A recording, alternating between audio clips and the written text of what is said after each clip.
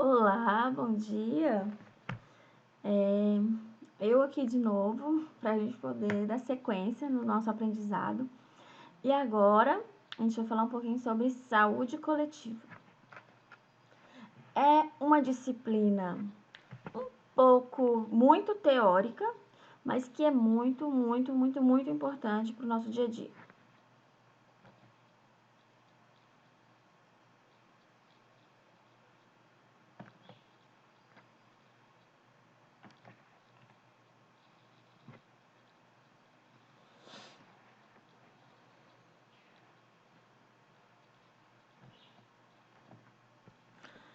Então, a saúde coletiva, o próprio nome já fala, é a área da saúde que vai tratar das condições, das políticas, das ações de saúde voltadas para a coletividade, voltada para o todo, voltada para a comunidade.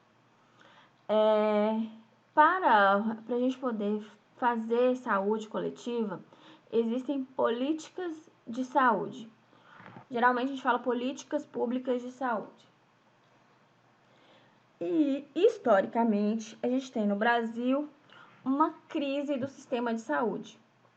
Essa crise, ela vem de muito tempo, ela vem evoluindo desde os primórdios e ela vem modificando com o passar do tempo e com o avanço do capitalismo. A crise no sistema de saúde, ela é marcada pelas grandes filas, pelas faltas de leitos, pela escassez de recursos financeiros e pela escassez de recurso pessoal, falta de profissionais, médicos, enfermeiros, enfim. Escassez também da falta de cuidado com o dinheiro, da falta de investimento correto, mau uso do dinheiro, baixos vencimentos. Então, o sistema de saúde ele acaba pagando muito pouco para funcionários e para prestadores de serviço. E os abusos que a gente vê com relação a preferências, a utilizar o sistema de saúde para poder beneficiar algumas pessoas. Então, todos esses fatores, eles fazem parte da crise do sistema de saúde que o Brasil vive. Desde o início, a saúde, ela nunca ocupou um lugar central dentro da política do Estado brasileiro. Sempre ela fica na periferia, sempre ela fica se sobrar. Primeiro a economia, primeiro a educação, primeiro vem outros investimentos. Somente nos momentos de endemias ou epidemias é que a repercussão econômica, ou seja, a crise que essa epidemia traz, o prejuízo financeiro que essa epidemia traz, ou social, né, faz com que a saúde ela esteja à frente nos holofotes. A saúde coletiva, então, ela ela é composta por ações voltadas para grupos organizados e aglomerados urbanos.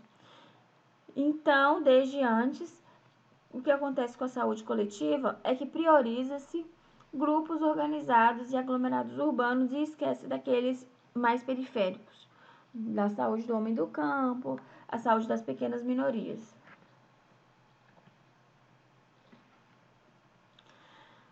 E a briga entre medicina preventiva e medicina curativa sempre foi constante nas diversas políticas de saúde implementadas pelos vários governos desde o início. Então, quando a gente discute esses fatos, a gente não está falando de problemas que acontecem hoje, mas que problemas que acontecem desde sempre. Eu quero que vocês façam no caderno, para entregar, claro, uma linha do tempo com todos os acontecimentos, principais acontecimentos das políticas de saúde.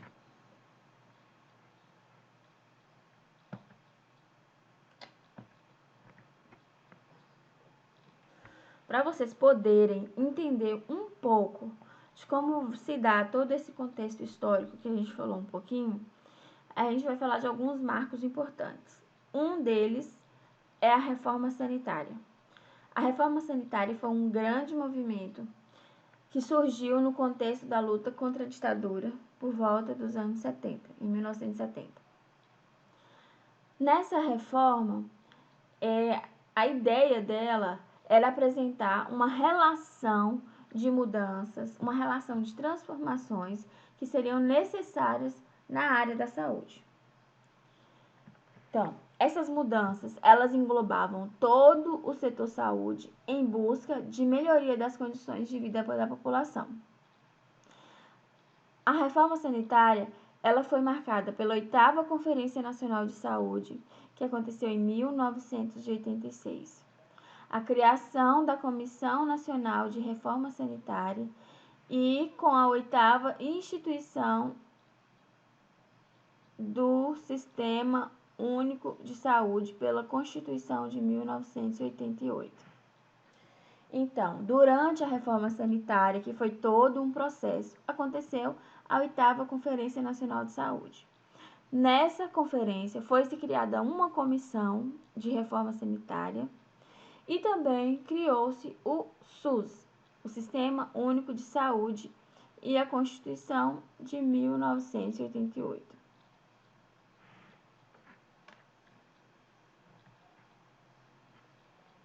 O que essa reforma sanitária reivindicava? Primeiro, as pessoas queriam a mudança na concepção de saúde, aquela concepção de que saúde é apenas a ausência de doença. Então, queríamos que essa concepção mudasse.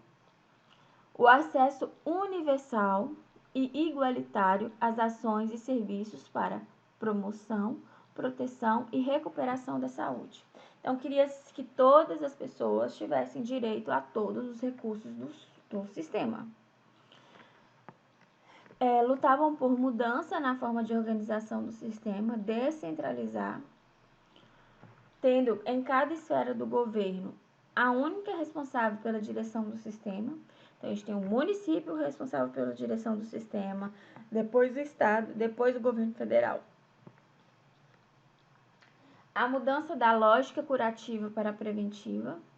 Então, a saúde, as políticas, elas não tinham que intervir depois que o paciente já estava doente, mas sim para prevenir a doença. A participação da comunidade, a participação apenas em caráter complementar da iniciativa privada. Ou seja, o que o SUS não der conta, o que no SUS não tiver, o privado vai complementar.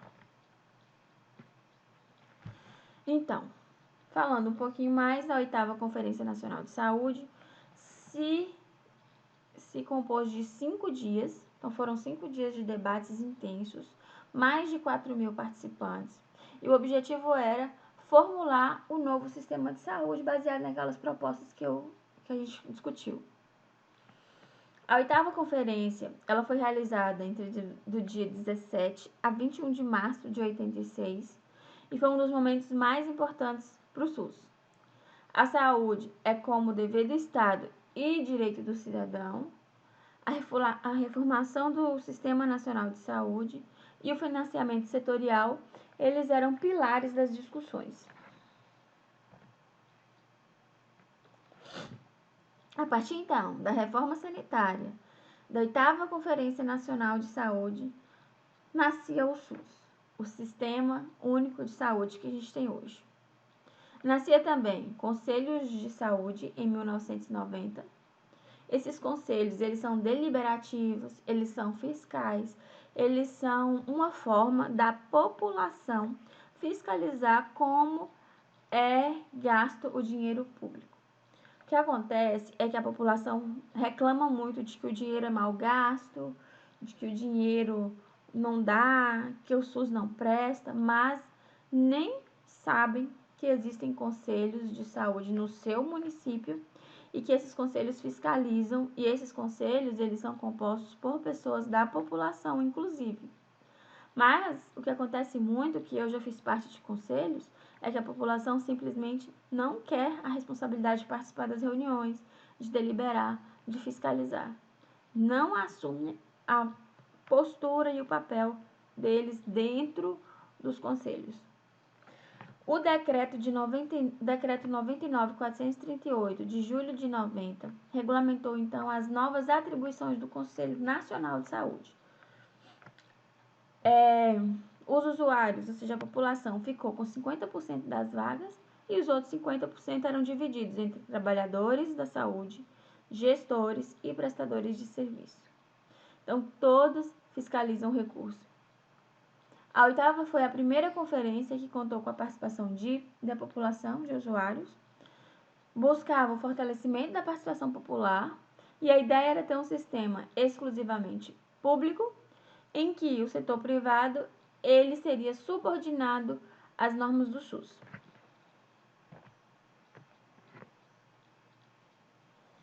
Em 1988, também foi consagrada a nossa amada Constituição Federal, que é o marco da democracia, que é o que rege todos os direitos.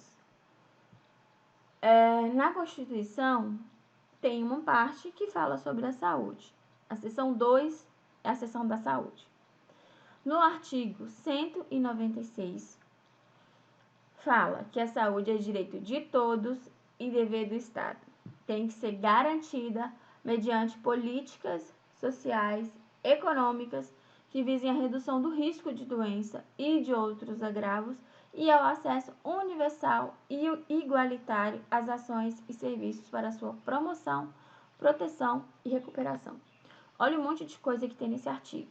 Então, nesse artigo fala que é direito de todos, é dever do Estado, que tem que existir políticas sociais e econômicas, ou seja, Bolsa Família, por exemplo, é uma política para garantir saúde, porque a pessoa sem comida, sem moradia, a pessoa não tem saúde. Porque assim a gente consegue reduzir o risco de doença nessa população, os agravos, e a gente tem que permitir acesso universal, todos têm direito, de forma igual, e tem que fazer ação de promoção, proteção e recuperação, e não só recuperação.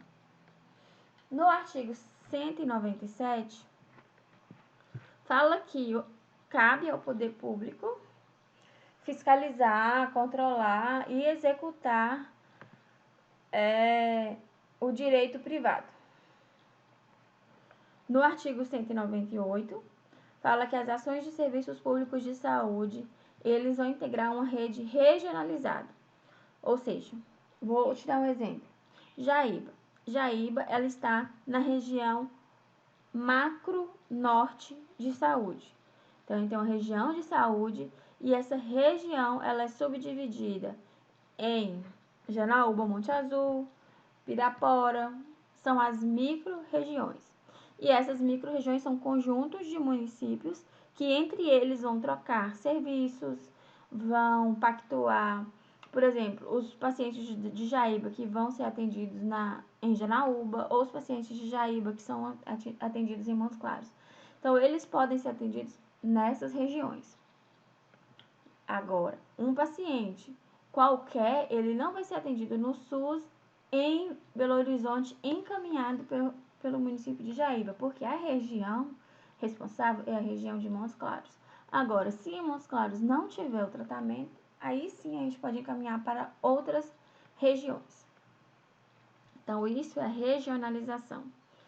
Hierarquizar uma saúde hierarquizada, tem o município, depois tem o estado, depois tem o governo federal. Dessa forma, a gente consegue organizar de acordo com as seguintes diretrizes do SUS: descentralização com direção única, atendimento integral com prioridade para atividades preventivas. Prevenir é sempre muito mais barato, muito mais fácil. Só que eu não posso ter prejuízo às atividades assistenciais. Depois que a pessoa está doente, eu também tenho que dar assistência. E a participação da comunidade. O SUS ele será financiado com recursos do orçamento da Seguridade Social, da União, ou seja, do país, dos estados, do Distrito Federal e dos municípios, além de outras fontes.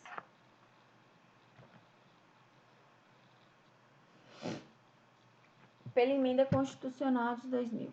A União, os estados e o Distrito Federal, anualmente, em ações e serviços públicos, vão fazer aplicações de percentuais que serão calculados. Por exemplo, o governo federal tem que dar tantos por cento, tem que investir tantos por cento.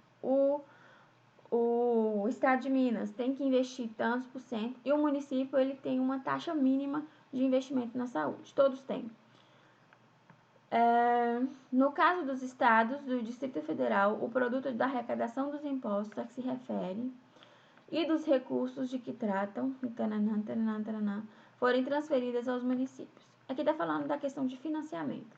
Então, é o que eu falei, os municípios, eles têm uma meta para investimento, assim como o Estado e a União.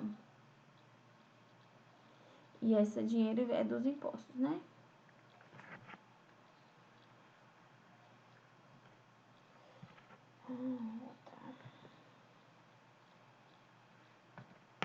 As normas de fiscalização, avaliação e controle das despesas com saúde nas esferas federal, estadual, no Distrito Federal e municipal. As normas de cálculo do montante a ser aplicado pela União. Tudo isso está lá especificado. Os gestores locais, então, do sistema de saúde, eles poderão admitir agentes comunitários de saúde e agentes de combate a endemias. Então, aqui na Constituição de 88 já fala, já cria a profissão de agentes de saúde, atenção primária. Fala que esses agentes eles têm que ser contratados por meio de processo seletivo, de acordo com a natureza, complexidade de suas atribuições. A lei federal, ele vai dispor sobre a regulamentação de atividade de agente comunitário de saúde e agente de endemias. Além das hipóteses, aí vem parágrafo 6. Além das hipóteses previstas, parágrafo 1 ao 4, o servidor que exerce funções equivalentes às de agente comunitário de saúde ou de endemias poderá perder o cargo em caso de descumprimento de requisitos específicos fixados na lei para seu exercício. Essa lei está lá na Emenda Constitucional de 51 de 2006. No artigo 199, fala sobre assistência à saúde é livre a iniciativa privada. Quer dizer o quê? Que as instituições privadas elas podem participar do SUS de forma complementar e não de forma única, primeira. Por exemplo, o município hoje ele não tem uma máquina de ultrassom, mas no município existem clínicas particulares que possuem. O município contrata essas clínicas. Então, elas só vão prestar aquilo que o município não tem. É vedada a destinação de recursos públicos para auxílios e subvenções a instituições privadas. Então, o município, o estado, a União não pode financiar nenhuma instituição privada. É vedada a participação de empresas, capitais estrangeiros na assistência à saúde do país, salvo previstos em lei. E a lei vai dispor sobre as condições e os requisitos que facilitam a remoção de órgãos, de tecidos, substâncias humanas para fins de transplante, pesquisa e tratamento, bem como a coleta, o processamento, a transfusão de sangue e seus derivados, sendo vedado todo tipo de comercialização. No Brasil, é proibido comercializar sangue, órgãos, pesquisas, é proibido. Só se tem acesso através do SUS. É transplante? É SUS. Transfusão de sangue? SUS. Não existe um banco de sangue particular. Não existe banco de órgãos particular. É SUS. Por isso o SUS ele é tão importante.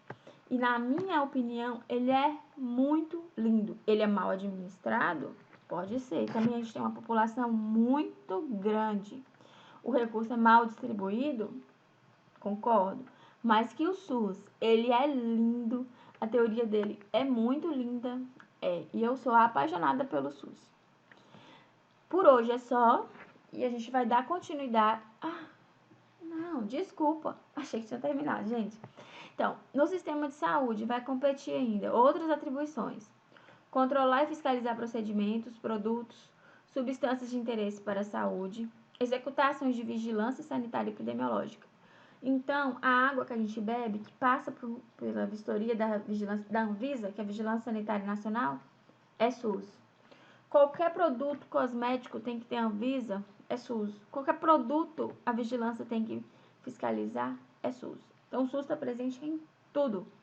E a vigilância epidemiológica, que é a vigilância das doenças, bem como saúde do trabalhador. Ordenar a formação de recursos humanos na saúde. Então, as faculdades também fazem parte do SUS. Participar da formulação de políticas e execução de ações de saneamento básico. Então, seu esgoto é saúde, é SUS. Incrementar em sua área a atuação no desenvolvimento científico e tecnológico. Fiscalizar e inspecionar alimentos, compreendido no controle de seu teor nutricional. Participar do controle e fiscalização da produção, transporte, guarda, utilização de substâncias e produtos psicoativos, tóxicos e radioativos. E ainda colaborar na proteção do meio ambiente, nele compreendido do trabalho. Então, o meio ambiente também é SUS. Então, o que é SUS? O SUS, ele compreende um sistema público de saúde formado por órgãos e instituições federais, estaduais e municipais. Suas principais ações são assistência às pessoas, vigilância sanitária, vigilância epidemiológica, saúde do trabalhador e assistência terapêutica e farmacêutica. O SUS, ele então tem princípios e diretrizes que vão basear as ações. O que são princípios? É aquilo que é a base, aquilo que rege o SUS. Aqueles conceitos que regem e que precisam acontecer no SUS. O primeiro é a universalidade.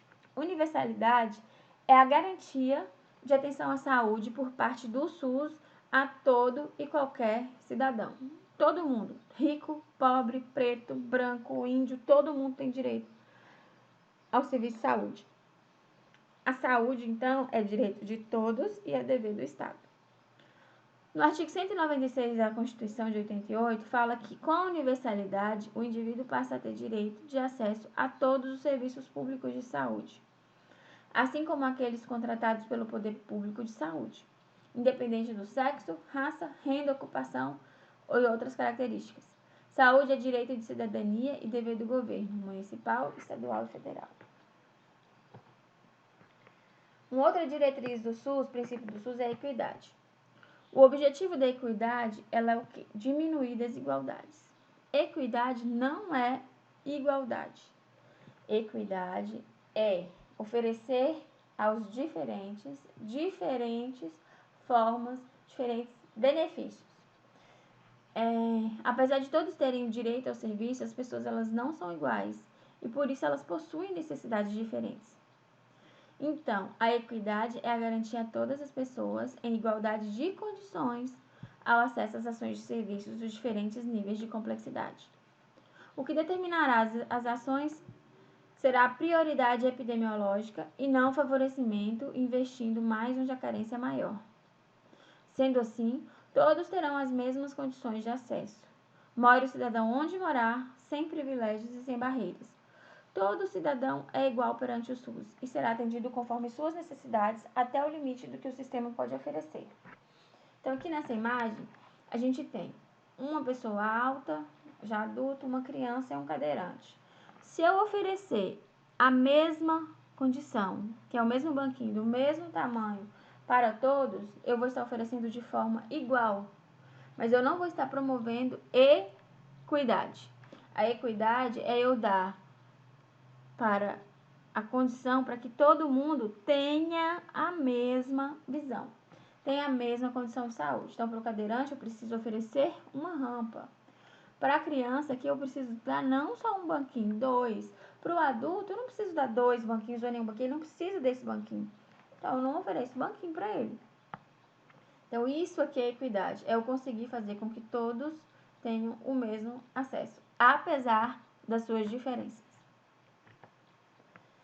A integralidade fala sobre promover todas as ações de promoção à saúde, de proteção à saúde e de reabilitação. Elas não podem ser fracionadas. Os serviços de saúde elas têm que reconhecer na prática que se cada pessoa ele é um todo indivisível e integrante de uma comunidade. Então, não adianta eu tratar a doença da pessoa se ele está inserido numa comunidade doente, numa casa doente. E podem ser não podem ser compartimentalizadas, assim como as unidades prestadoras de serviço. Aquela senhorinha que vai todo dia no posto de saúde com dor de cabeça, às vezes a dor de cabeça está dentro de casa. Então, eu tenho que promover, eu tenho que ir lá ver a casa dessa pessoa, conhecer a história dela para poder oferecer uma saúde integral para ela. Regionalização e hierarquização foi o que eu já falei antes das regiões de saúde. Resolubilidade é uma exigência que quando o indivíduo busca atendimento, quando surge um problema de impacto coletivo, o serviço ele tem que ser capaz para enfrentar e para resolver até o nível de sua competência. O que tem aqui no município de Jaíba de atendimento, o município tem que dar conta.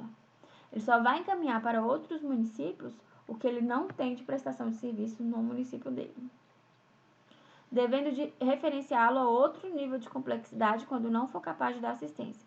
Aí a gente tem a média e a alta complexidade, que já são hospitais mais bem equipados, UTIs, que a gente não tem aqui. Aqui hoje a gente tem baixa, um pouco de média complexidade, bem pouco. A descentralização, então tem que redistribuir o poder, as responsabilidades.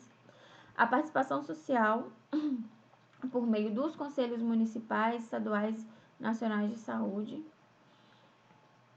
Esses conselhos, eu já falei, têm poder deliberativo, é de caráter permanente, composto por representatividade de toda a sociedade, só falta a sociedade querer participar. E o setor privado como complementação. Depois, na próxima aula, a gente vai falar um pouquinho sobre a Lei 8080, de 19 de setembro de 1990, que é a lei do SUS. Por enquanto, por hoje, é só, dessa vez é só mesmo. E a gente se encontra no sábado, no fórum. Aproveitem, estudem bastante e viva o SUS!